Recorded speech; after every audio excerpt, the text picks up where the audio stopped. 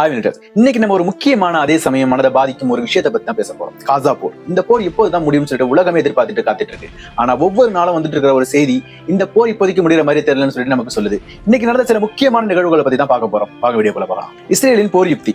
Israel பிரதமர் Benjamin Netanyahu காசா நகரம் முழுவதுமாக கைப்பற்றுவதற்கான தங்களுடைய திட்டத்தை இப்போ உறுதி செஞ்சிருக்காரு. இது ஒரு பெரிய திருப்பம். ஒரு பக்கம் போர் நிறுத்த பேச்சுவார்த்தைகள் நடந்துகிட்டு இருக்கு, இன்னொரு பக்கம் இஸ்ரேல் போர் திட்டங்களை வேகமா நகர்த்திக்கிட்டு இருக்கு. இது சமாதானத்துக்கான பாதைக்கு பெரிய தடையா இருக்கு. இன்னைக்கு மட்டும் காசாவில் நடந்த தாக்குதல்ல சுமார் 25 பலஸ்தீனர்கள் கொல்லப்பட்டிருக்காங்க. இதில் 3 சின்ன குழந்தைகளும் அடக்கம்.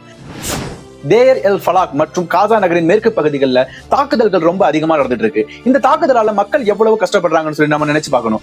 இந்த போரால காசாவில் மக்கள் அடிப்படை தேவைகளுக்கு வழி இல்லாம கஷ்டப்பட்டு இருக்காங்க. உணவு மற்றும் ஊட்டச்சத்து குறைபாடால அங்க பலர் இறந்திருக்கிறாங்க. குழந்தைகள் முதல் பெரியவர்கள் வர பட்னியால பாதிக்கப்பட்டிருக்காங்க. காசாவின் உண்மை நிலையை வெளியிட்டதற்காக 5 பத்திரிகையாளர்கள் கொல்லப்பட்டிருக்காங்க. உண்மையை வெளிச்சம் போட்டு காட்ட வேண்டியவர்கள் இப்படி குறிவைக்கப்படுறது அங்க நடக்கிற போர் எந்த அளவுக்கு மோசமானதுன்னு சொல்லி நமக்கே காட்டுது. இஸ்ரேலின் தொடர் தாக்குதல் காரணமாக கிட்டத்தட்ட 1 மில்லியன் மக்கள் தங்களுடைய வீடுகளை விட்டு வெளியேறி பாதுகாப்பான இடங்களுக்கு நோக்கி போயிட்டு இருக்காங்க.